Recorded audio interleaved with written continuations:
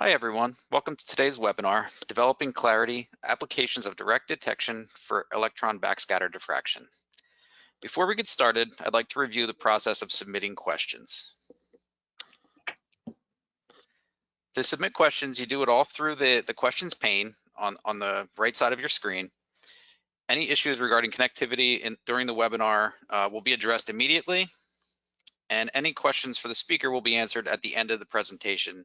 If we don't get to your question today, we will answer you via email after the webinar. I'd like to introduce today's speaker. Matt Nell is the EBSD product manager at EDAX and has a passion for EBSD and microstructural characterization. Matt joined TechSem Labs, known as TSL, upon graduation from the University of Utah in 1995 with a degree in material science and engineering. At TSL, Matt was part of the team that pioneered the development and commercialization of EBSD and OIM. After EDAX acquired TSL in 1999, he joined the applications group to help continue to develop EBSD as a technique and integrate structural information with chemical information collected using EDS. Within EDAX, Matt has held several roles, including product management, business development, customer and technical support, engineering, and application support and development. Matt has published over 70 papers in a variety of application areas. He greatly enjoys the opportunity to interact with scientists, engineers, and microscopists to help expand the role that EBSD plays in materials characterization. In his spare time, Matt enjoys playing golf and pondering if changing the texture of his clubs will affect his final score. Now over to Matt. Thanks, Jonathan, for that introduction, and welcome everyone to this webinar.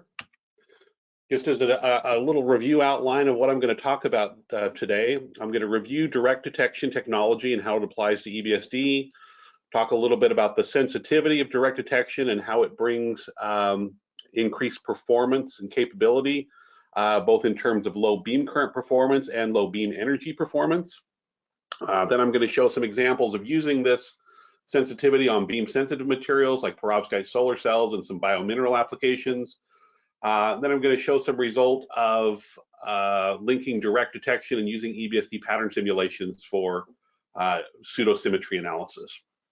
And before I get going, I'd really like to acknowledge a lot of people who have helped compile this work. My colleagues here at EDAX, Renee Declos, Stuart Wright, and Will Lenthy, Ming Pan at Gatan, the perovskite group at the University of North Carolina, and Josh Kasher and Tim Ruggles from Georgia Tech and Sandia National Lab, who've helped with some HR-EBSD pattern analysis.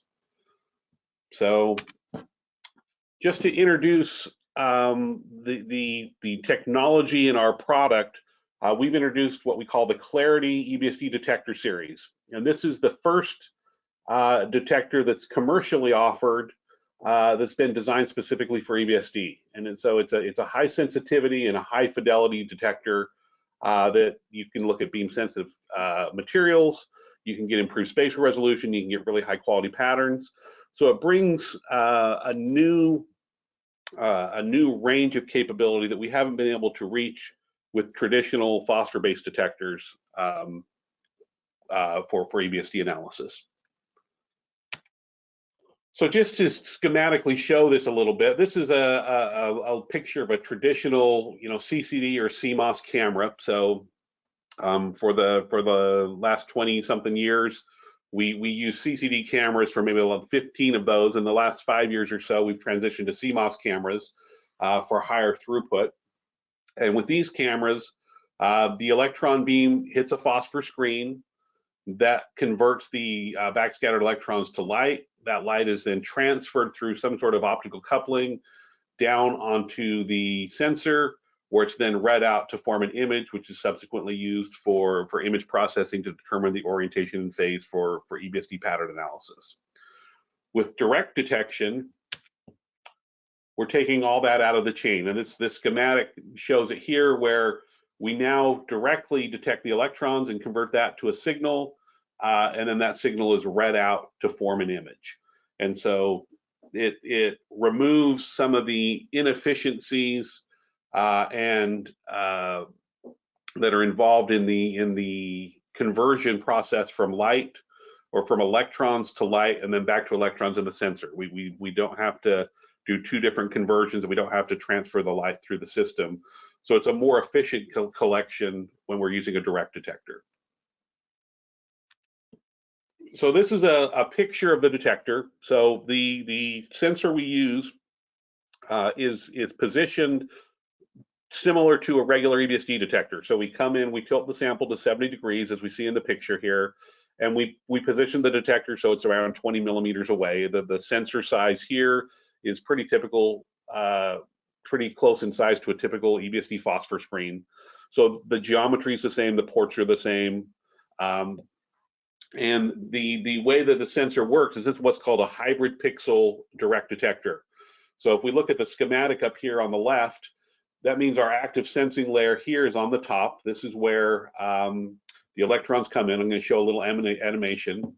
So they come in, they form a charge. That charge is then collected, and so the sensing material is bonded to the readout circuit. And so when that charge comes through, it's amplified. It goes through the readout circuits where there's some sort of thresholding to remove the noise.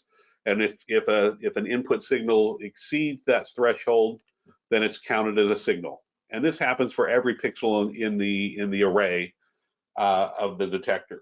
So what that means is we're able to get down to single event detection. And the way we filter it is we get rid of readout noise as compared to traditional sensors. So we have better sensitivity to events at low dose conditions. So that allows us to look at microstructures. So this, just an example, this is from a lower current map, but this is more of a traditional material. It's just a highly deformed iron powder, and we're mapping it at 200 picoamps, which is, an order of magnitude or 2 orders of magnitude less than typical conditions. But it shows we can do regular EBSD mapping with this technique. This is a very, a larger map in terms of number of points, where we see in the image quality map on the left, you can see some of the structure from the contrast is determined from the EBSD pattern quality variations. So you can see the cracks present in that map. You can see some of the subgrain structure that's present within the grains, and in the orientation map on the right, the colors are shown in this inverse pole figure map. The colors indicate the orientations that are aligned with the surface normal direction. So we can see within those grains that there's some variation in color that corresponds to the deformation structure that's been introduced during the cold pressing of the powder. So that's a pattern map of a material. Here's another one at 300 picoamps. This is a deformed platinum material, where we can see some of the deformed grains, again, have these variations in color. We see some recrystallized grains here. These are more recrystallized grains where it's a solid color. These are the deformed grains, and we can analyze these at low beam currents. But these are just examples of large maps where we can replicate what we can do with traditional detectors at lower beam currents. So what I want to talk about now is just a little bit of introduction to the EBSD signal, and as we go forward, try to explain why that's important for direct detection.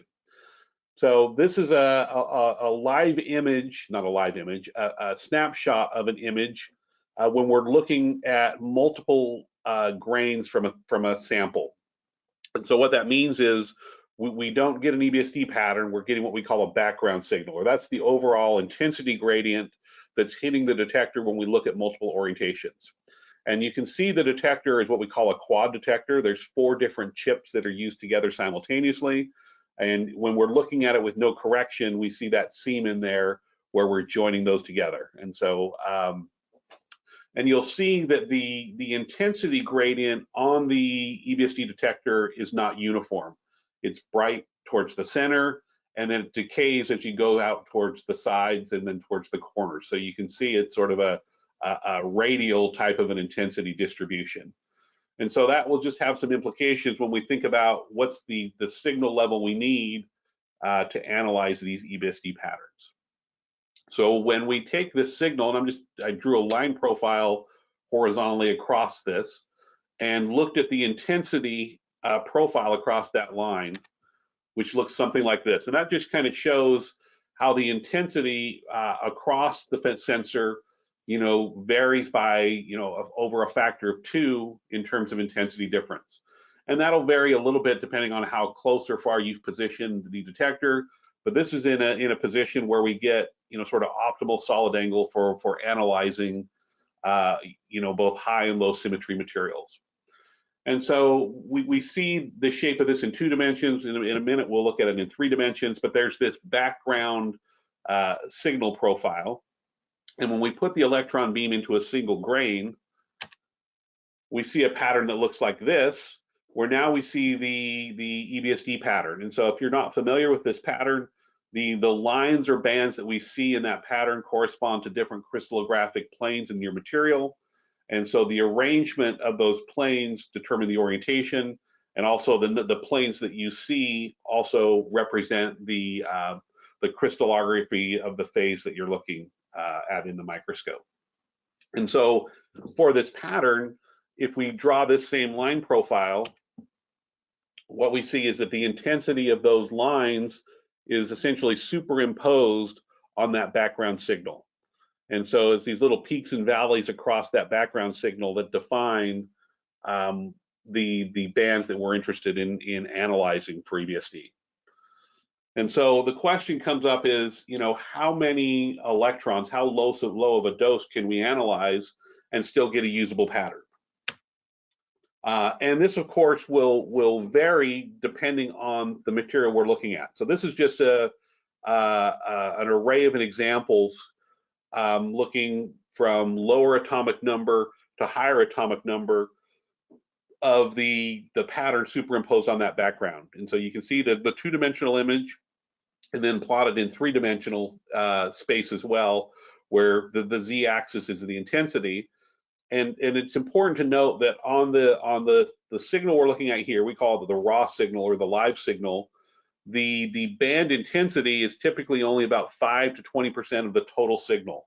And that ratio depends on the composition. It'll also depend on the density, crystal quality, and surface condition. And I'll use that as a quick aside to mention that, no matter your detector, your quality of your diffraction pattern will always be influenced by your sample preparation and the quality of your crystal lattice. It's not, you can't buy a better detector that says I don't need to prepare a sample for EBSD, unfortunately. But the ratio of, essentially, I've called it sometimes, your diffracted signal to your scattered signal changes with material. So this is an example where this is looking at a lower atomic number material, silicon on the top, and then a higher average atomic number material for platinum on the bottom. This is a fixed beam current of just under a nanoamp at 20 kV, and different collection exposure times, as shown on the horizontal axis here. And one of the things we're able to do with this detector is we can count the number of electrons per pixel.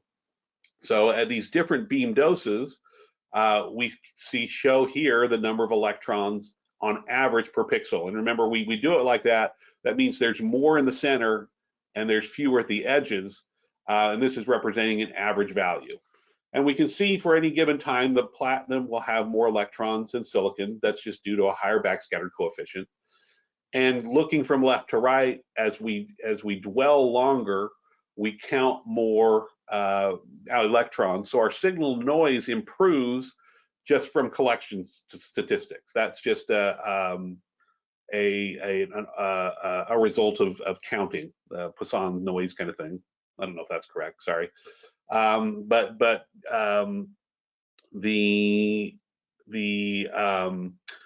we talk about this being a noiseless detector, we're cutting out sort of the read noise of the detector. We'll still have statistical noise from the number of electrons that are counted. And so you can see as we count more electrons, the bands become more apparent to the eye, but you'll also see on these low dose conditions, we can see patterns that would not be visible at similar doses with a camera that did have read noise.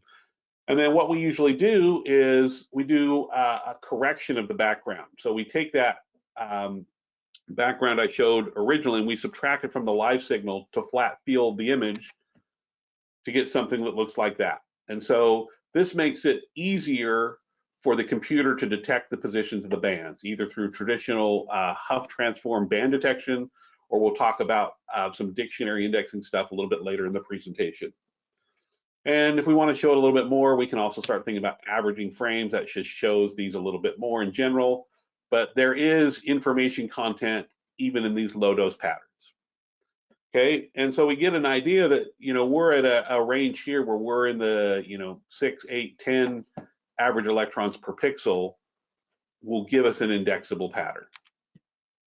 So this is just a comparison of that. This goes back to our background subtracted pattern I showed for the original slide. Looking at that same line profile, this is now the intensity variation across that horizontal line. And we can see that there are plenty of electrons, even after background subtraction, or plenty of signals that show that we get a nice high contrast EBSD pattern. This is with 5,000 average electrons per pixel. Now, if we reduce the dose, this is dropping this down to 10 average electrons per pixel. So when I'm looking at this on my monitor, I can see the diffraction pattern. I can see it's not the same orientation that's shown on the left, but if you watch my cursor, there's sort of a main band coming through here. There's a band through here. There's a band through here, one through here, one through here that you may watch and think, boy, he's stared at these way too long. But if the human eye can detect it, our band detection is actually very robust and can find this. But we're dealing with a very sparse signal. If you look at the range through here, we're dealing with 10 electrons. And if we look at this though, from our indexing, we can determine the correct orientation. We can determine that with high confidence. And so with these conditions of 10 average electrons, we can actually collect a map. So this is an example looking at, this is an additively manufactured steel sample with some deformation and subgrain structure. And so if we look at the orientation map here on the left, so again, these pixels are colored according to the orientation aligned with the surface normal direction. We see the grain structure very nicely. The black points here are points that we do not index with high confidence. So these are ones we say we would filter these out as suspect points. But you can see what's remaining is still 98% of the points collected are of high confidence. So even at these low beam dose conditions of 13 picoamps, 10 electrons per pixel, we're able to get a very usable map. And I'll also point out, if we look at our Prius map, this is what we call our Prius map, and the Prius map is where we use the detector, the detector itself as an electron imaging detector. So you can see the microstructural image that's formed simultaneously. There are some like specks of dust on the surface. So a few of these black points correspond to that. We can correlate that nicely. So we can go down to very low doses. And so that enables analysis for beam sensitive samples, and we'll see unparalleled spatial resolution. And so with this year, what we've launched is what we call our Clarity Super Detector. And so what we wanted to do, as we started with this low beam current performance, is continue to extend the performance, and now we can go down to 3 kV with efficient operation. And I'll try to show some advantages of that. So this is just a little chart showing the improvements we were able to introduce with the Clarity Super. So the blue line on this chart, let me explain the chart first. This is the time to equivalent signal for a velocity, a phosphor-based detector, and then the Clarity Plus, which is our first generation Clarity, and then the Clarity Super, which is our second generation. And you can see the blue line shows that at lower voltages, the phosphor-based cameras become less efficient. And that's primarily a function of how the phosphors work. The Clarity Plus worked well down to about 7 kV. Then it started to have a drop-off in efficiency and a drop-off in performance at lower voltages. And so the efforts we put in were to optimize the sensor itself to be able to extend performance down to 3 kV, and that the performance was pretty constant in terms of sensitivity across that voltage range. And so what that opens the door is to say, can we go to lower voltages efficiently compared to previous detectors. And this is just a little schematic. It's the same distribution there here. And it shows there's a pattern at 20 kV. There's a pattern at that 7 kV threshold. And now we can get down to 3 kV. So we still see bands. They can still be detected with the Huff. They can still be used with dictionary indexing. But we see, up to 60-fold times improvement in performance at these lowest energies. So it really starts to think about low voltage EBSD as a difficult acquisition parameter.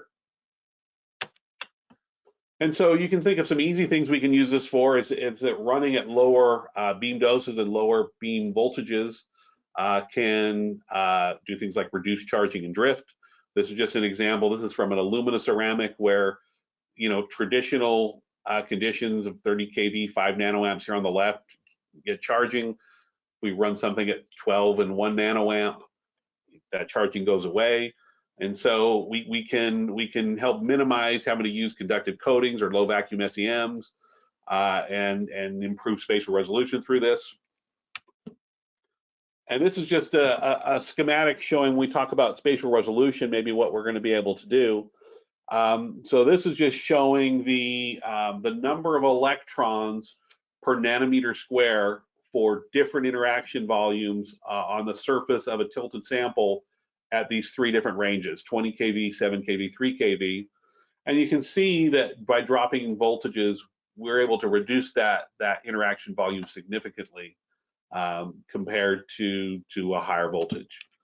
And so to show this sort of on the surface of the escape, this is this is a chart or some figures showing the backscattered electrons that are escaping a tilted surface from a Monte Carlo simulation as a function of energy and a function of position of the surface. So the 0,0 point is where the beam enters, and then the warmer the colors, the closer to the incidental energy that's being represented.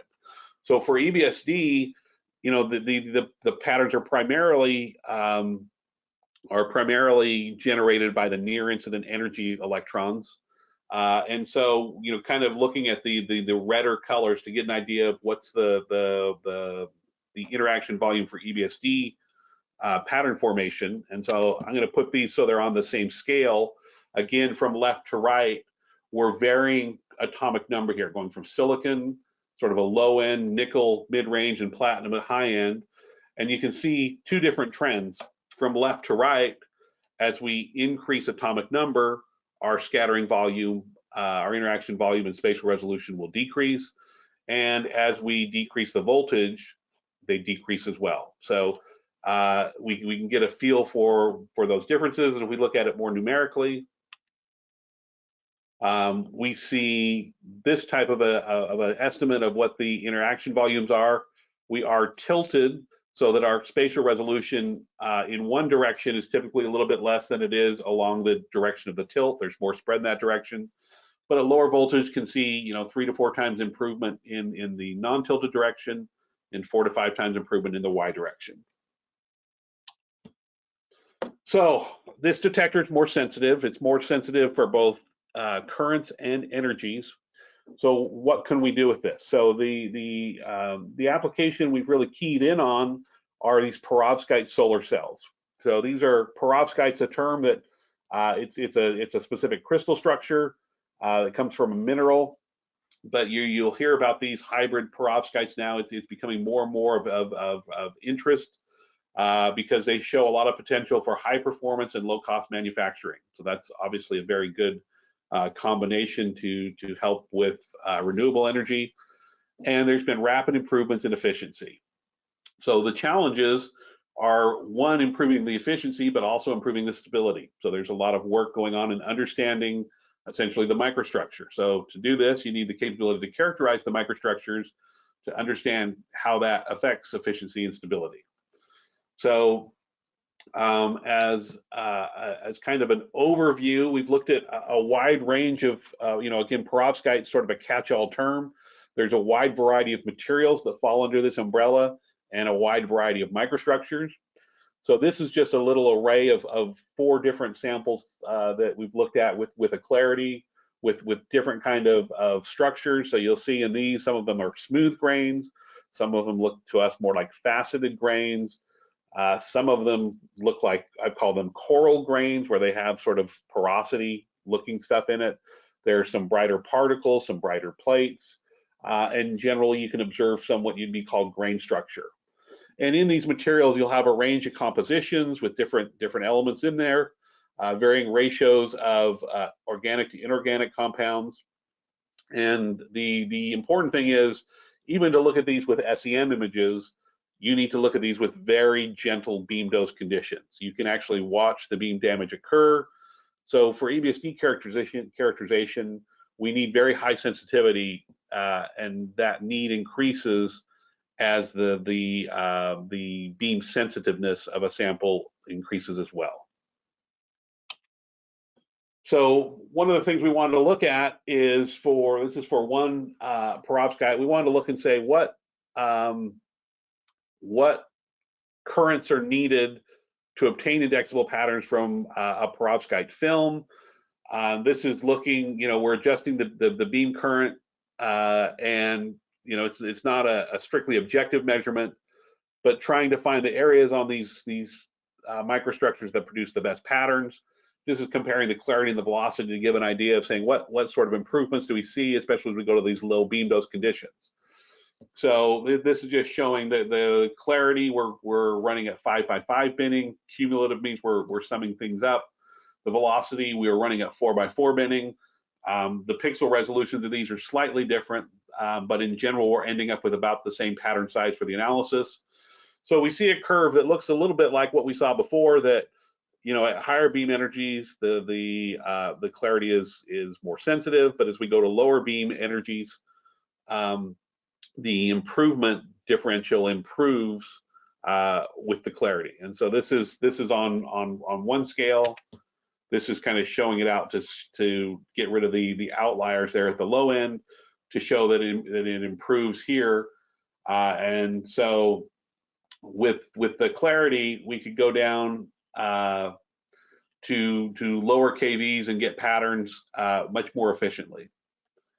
And so to show these are just some examples. So this is going down. This is a pattern at 3.5 kV we can index, 4 kV, 5 kV, 6, 7, 8, and then jumping up here, jumping from 9 up to 30.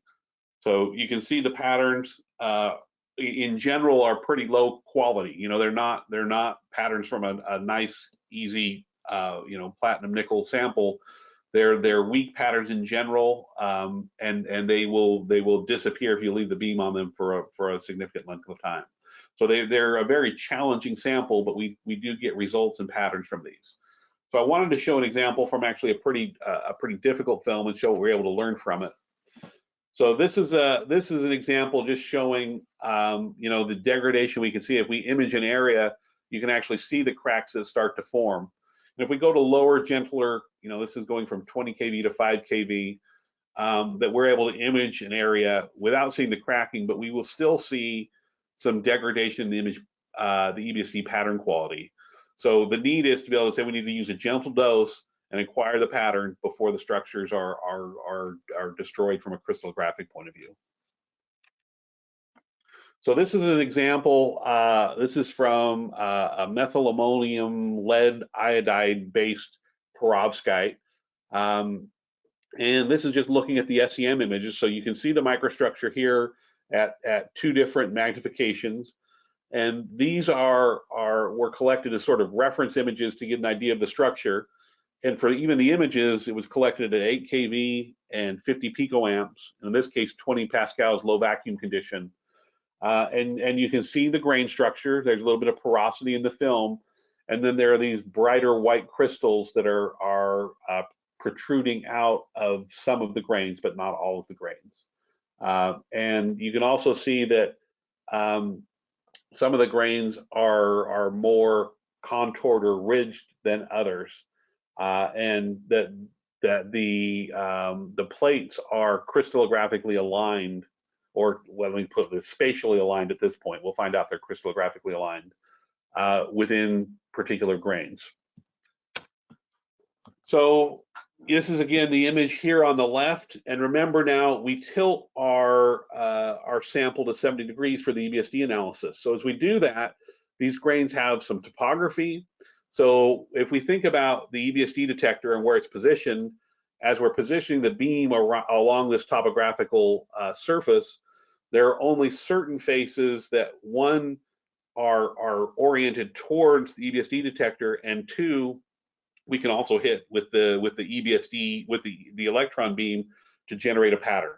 So essentially, you know, it's not the ideal flat surface we would want for EBSD analysis, but that topography means there's only certain parts of the map that are going to produce, or certain parts of the image that will produce a pattern and produce quality data in a map.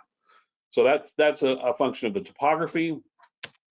And if we analyze the structure, we see that the small white crystals, they produce, you know, pretty nice patterns. You can see those there on the left, distinct bands. We can index those, find the orientation, pretty straightforward. And when we go across and we do our first mapping of the surface, we see we can measure the orientations pretty nicely of those smaller particles, and some of the larger grain edges will also produce patterns. But you can see we do see clustering of the orientations in this IPF map here on the right.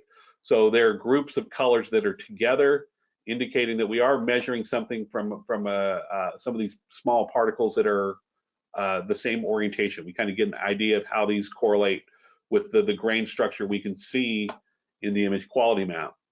And these were collected down at, this is 10 kV, 40 picoamps beam current. And so what we can do is something that we call NPAR.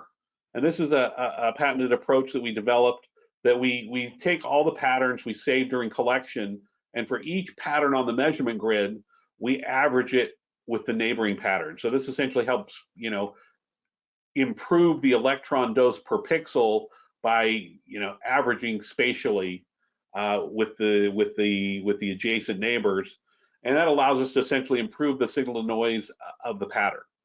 And so when we have these weak low dose signals, we can improve the indexing to look something like this. So now our grain structure is better defined in the image, or in the Prius map, and we can see now we're measuring more of the grain areas. And again, these are on areas with spatial orientations more suitable for detection with the geometry of the EBSD detector. And we can start to see, you know, these particular grains that are being resolved. And then, you know, kind of extending this over a large area. So this is an area that's 170 microns by 140 microns. This is looking again just at the original data, the non-NPAR data for sort of the smaller particles. Again, you can see the general trend for the grain shadows, for lack of a better word, of where things are oriented, and we compare that for the orientations.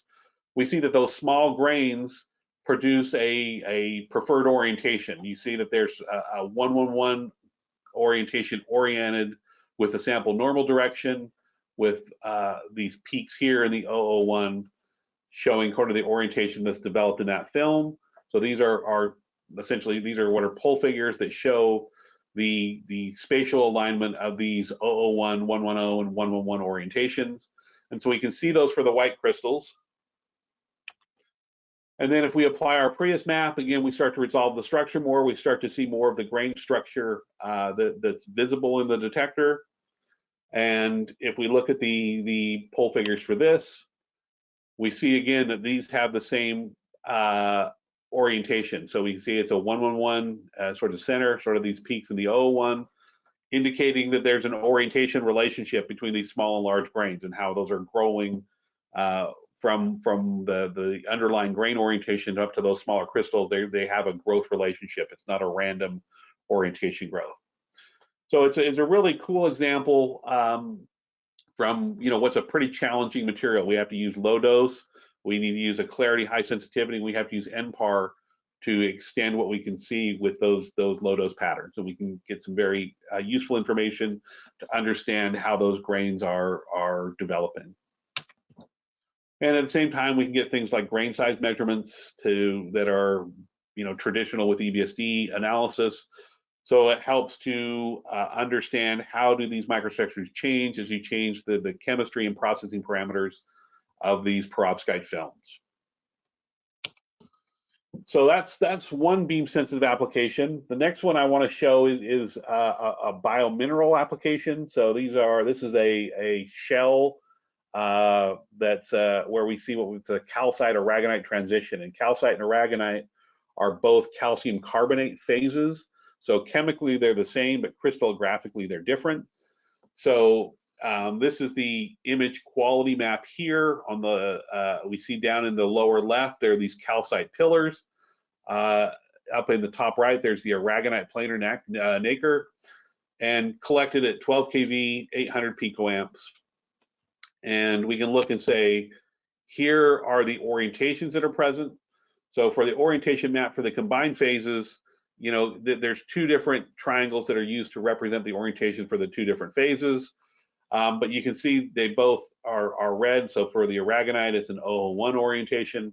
For the calcite, it's a basal 001 orientation with some changes in some of the smaller structure. But overall, you can see it's pretty strongly preferred orientation. And looking at the different phases, we see the calcite pillars produce some patterns here. We see that the aragonite plates produce some patterns. And in that transition region, we see some weaker patterns. And so if we apply our NPAR filter again, you can see the improvement we get in the patterns. They're very a little bit easier to index. And we see the indexing there on all three regions nicely.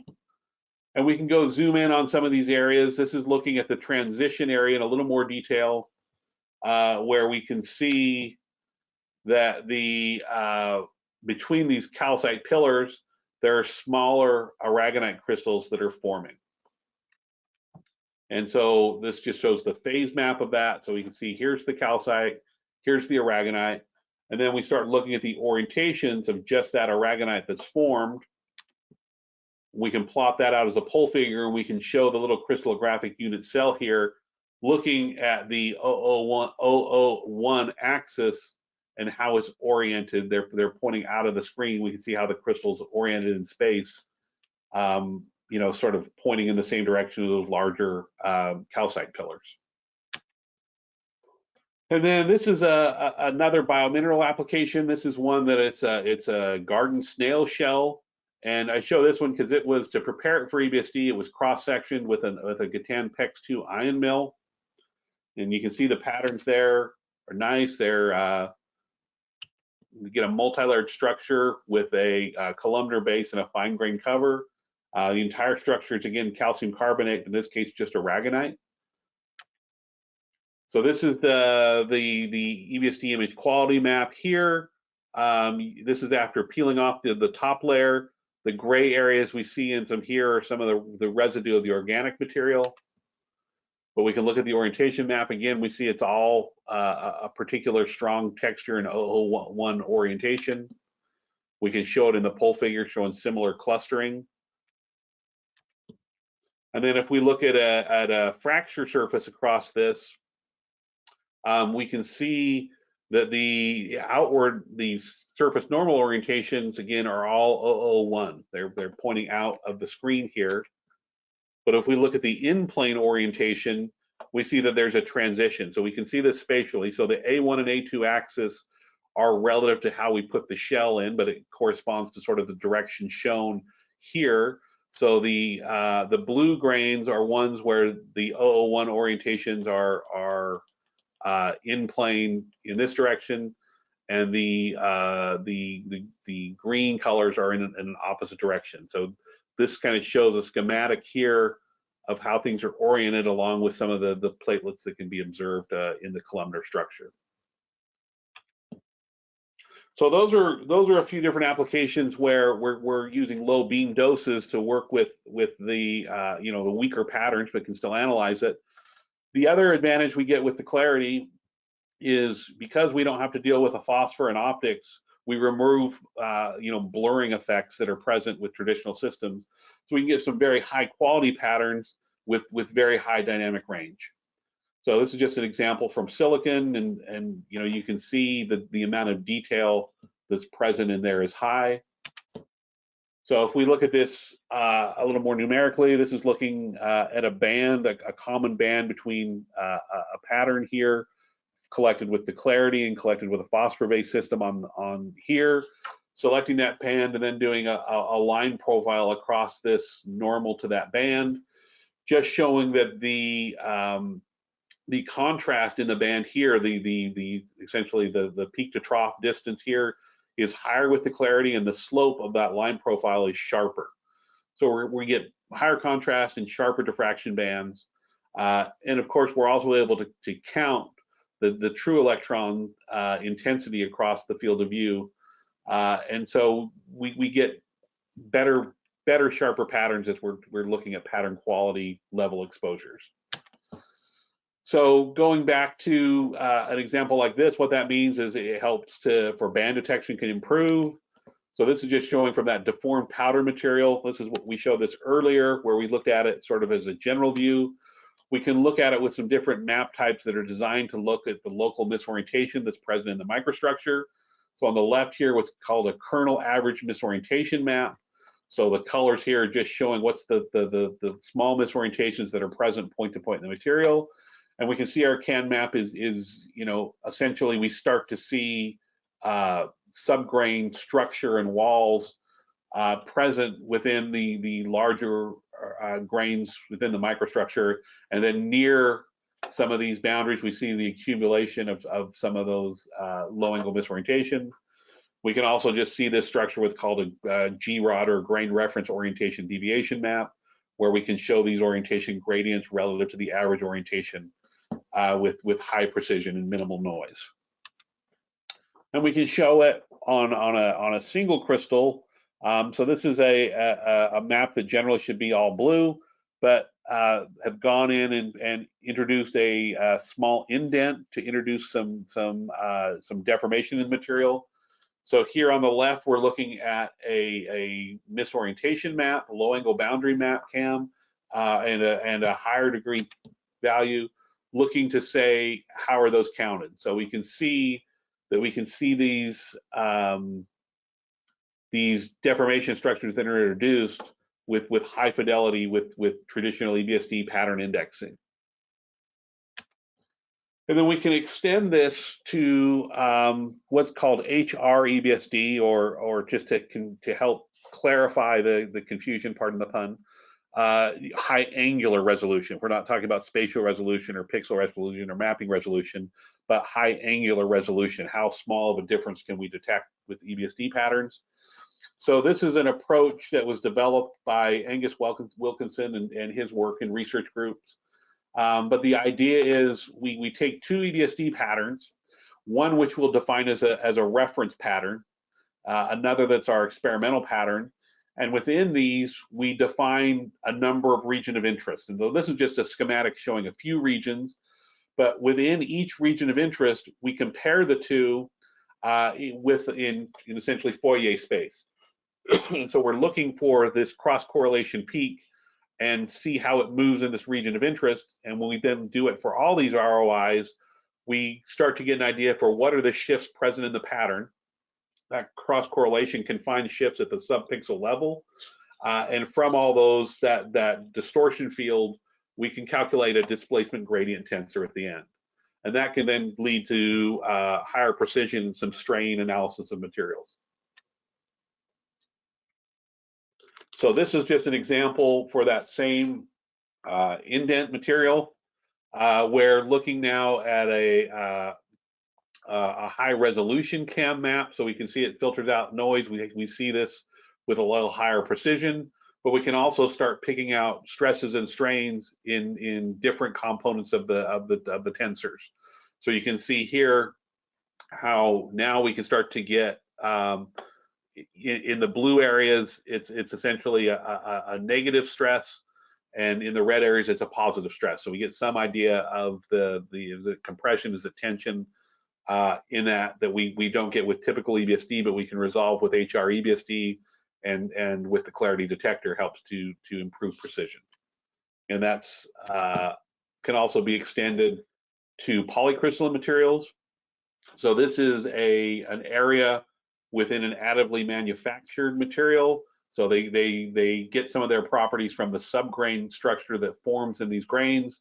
So we wanted to come and take a look at this. So what we're seeing is with a standard EBSD inverse pole figure map on the left, it's difficult to see, well resolve the structure. This looks like mostly one grain. And so when we apply the HR-EBSD analysis, we look at it with the HR CAM map, we start to see some of the structures that are evolving in there. And we can represent this in a number of different ways. One way is with what's termed a GND, or a geometrically necessary dislocation map. This gives an idea of how many dislocations are required and to create the amount of misorientation and lattice curvature that we detect with HR-EBSD. And so this shows that you can see the high angle boundaries, and you can see the lower angle boundaries in the structure. And then if we look across some of this, we can again start to see for the stress of when it's in tension and when it's in compression in terms of the stress state that's present in the microstructure. So understanding that just helps say, how can you engineer these materials better to take advantage of those strengths?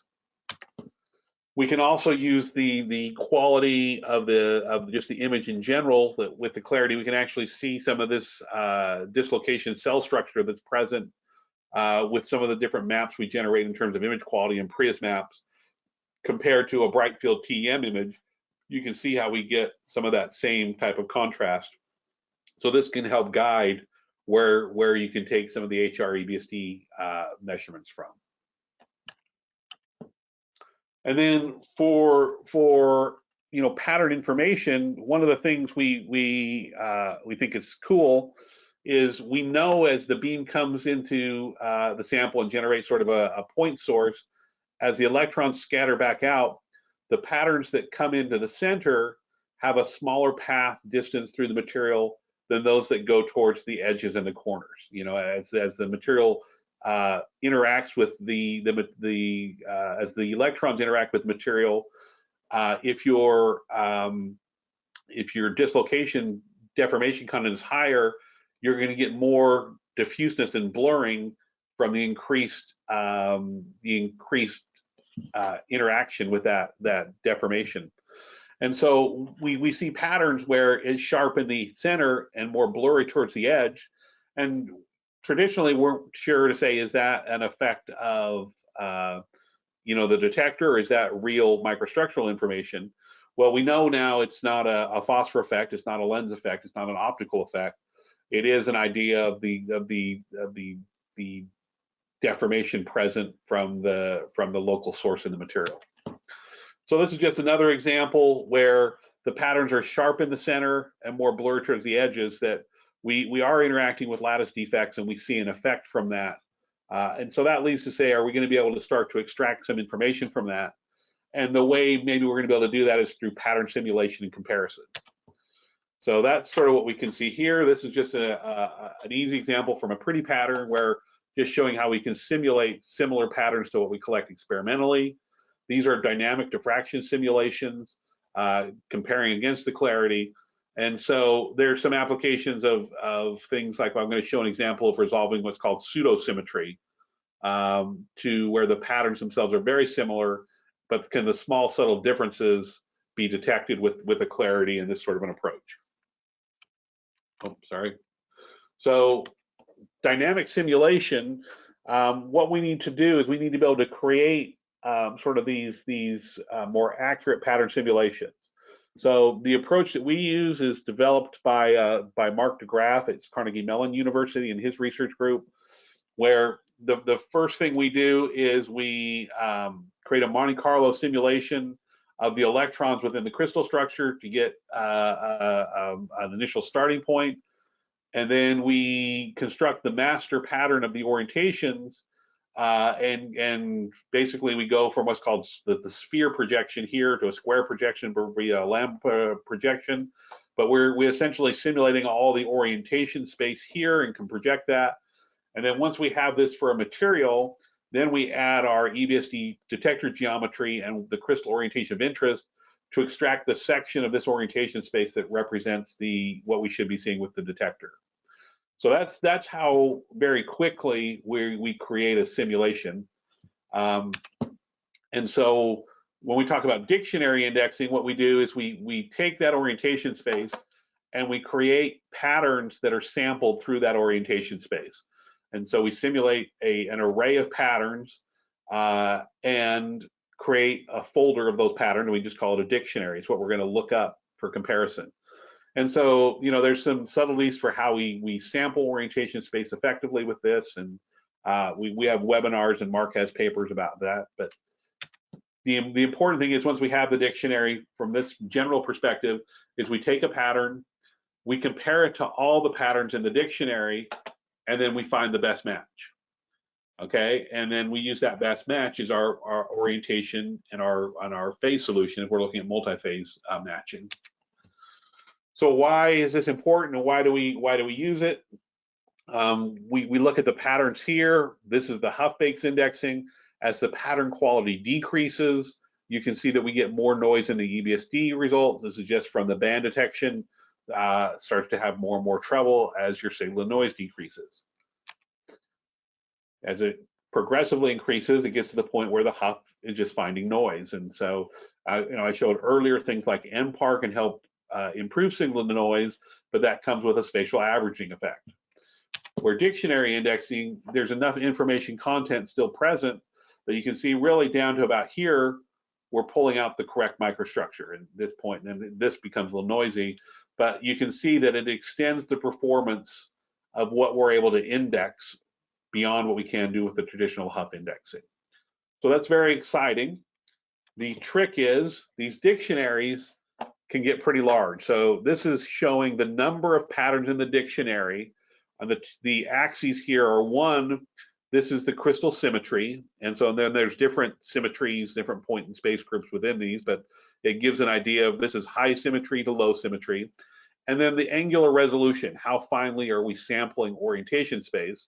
So as we start to get into the angular resolutions that are our most interest for EBSD, and the symmetry decreases, these dictionaries get very, very large. And even as we decrease this for a cubic symmetry at smaller values, they're a large number of files we have to compare against. So the way to make this more efficient is what's termed spherical indexing. So I showed earlier the EBSD pattern itself was on a sphere. So we can project the pattern that's collected onto the sphere and again find the best fit, and the fit's found through some spherical harmonic functions comparisons. It's like doing an FFT on the sphere is an easy way of thinking about it, and the best match corresponds to the orientation of the experimental pattern. So what this means is we don't have to pre-calculate a discrete dictionary. It becomes a lot faster of an approach.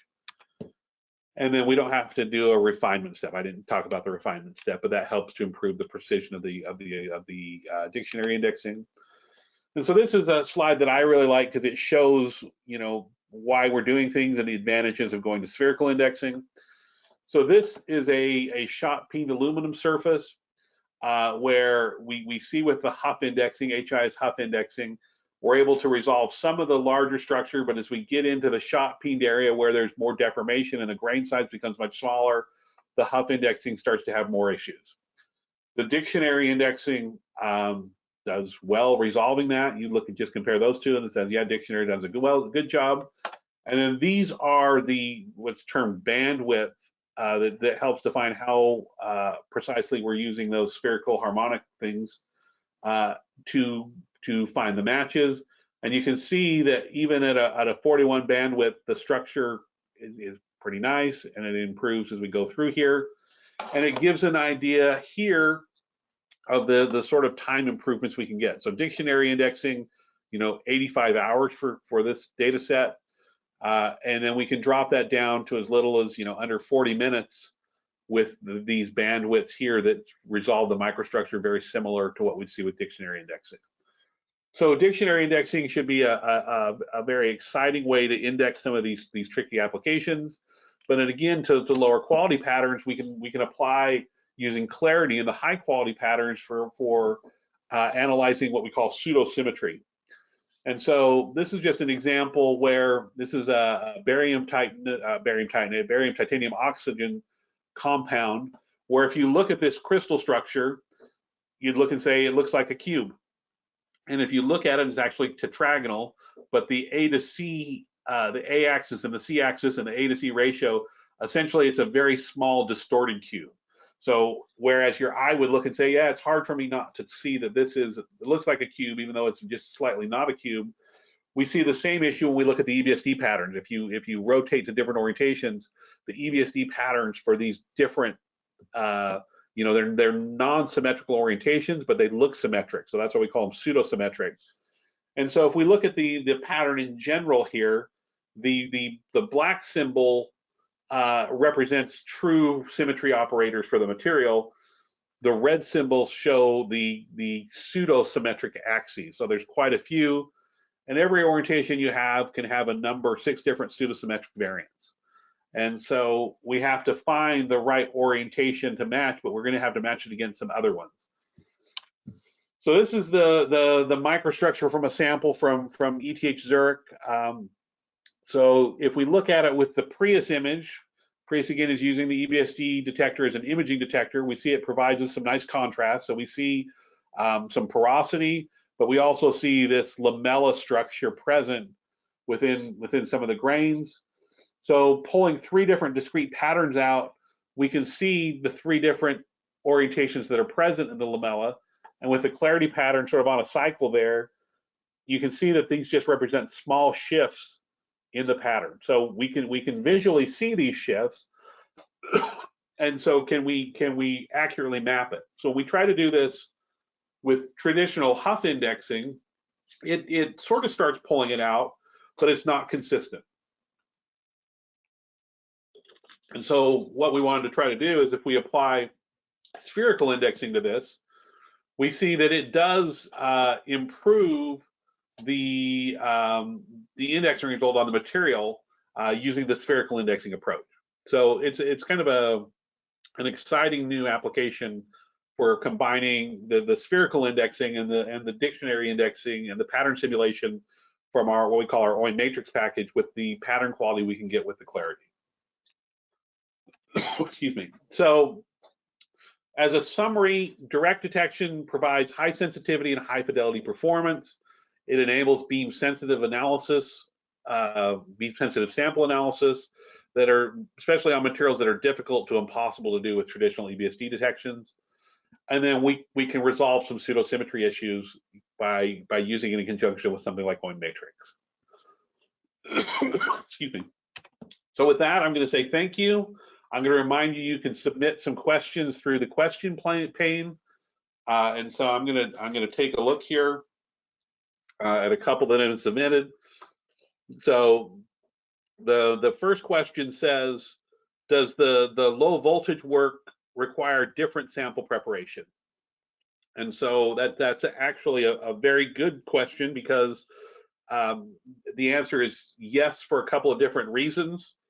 First, because we're running at lower voltages, we are a little more surface sensitive. The electrons are coming from closer to the surface, so your polishing or your crystal quality, you want it to be representative of the true structure. So any lattice damage that's introduced during preparation, needs to be removed to a finer scale than if we were doing it at higher voltages of 15, 20, 30 kV. The other thing that's tricky at the low voltages is you are a little more susceptible to carbon contamination, and that will at lower voltages, local carbon contamination can attenuate the signal a little bit more. So you have to, you make sure your sample's a little clean. Plasma cleaners are applied to the problem to help try to address that.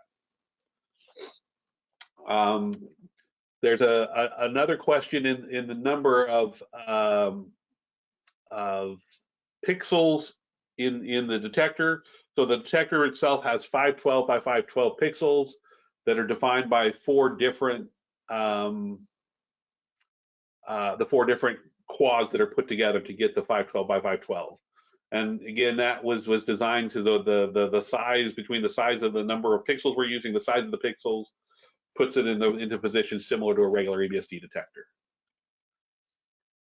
And then there's is dictionary indexing controlled through the software, or is it something that the Clarity detector does automatically?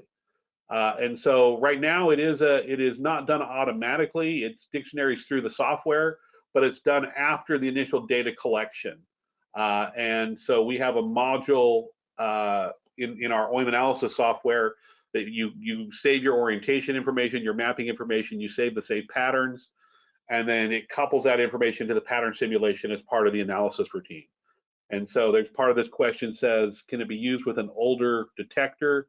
Yes, it can. I was going to say something about it. Yeah, it's all coupled through the analysis software to make it easy from that perspective. So go up in this one. Sorry, I'm making this a little bigger. There, I can see stuff. So I have a question here. How do we fill in the cross between the segments?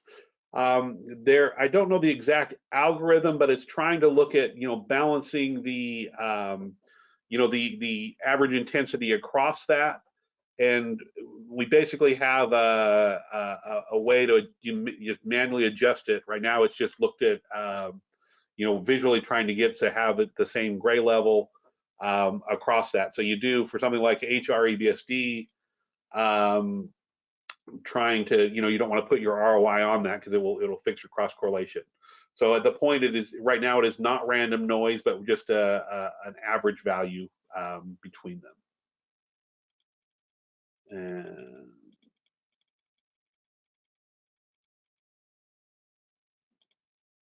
there's one here. Is there a lateral resolution limit, i.e. a step size, or is it dependent on the sample?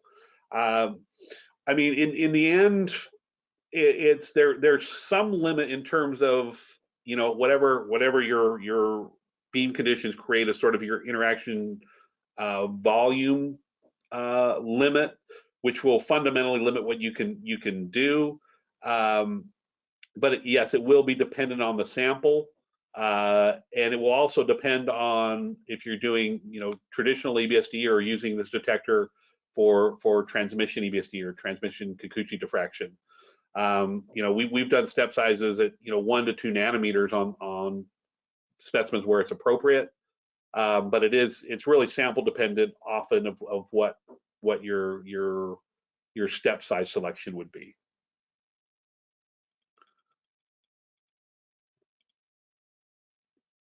So there's a question here regarding EBSD. What can we do to have better indexing on highly deformed samples? And so, I mean, that's where there's a few different approaches. One, indexing with the dictionary indexing, like I showed on the shot peen surface, that will help to improve your indexing. And that's trying to address the quality of the pattern that's coming out of that. The other thing we can do is operate at lower acceleration voltages, so your electron beam is sampling less of the deformed crystal essentially, and so the pattern you do get from that will have sharper information. It's a little bit better pattern as you decrease the voltage, and that's an area where the Clarity, because it can still run at lower voltages more efficiently than a phosphor, can help get some performance in that regard. All right. Well, I think we're about at the time. I can't see if there's other questions through here, but if I didn't answer it, I will address it offline. So with that, I will say thank you very much for your attention. Please contact myself or EDAX if you have further questions, and thanks again.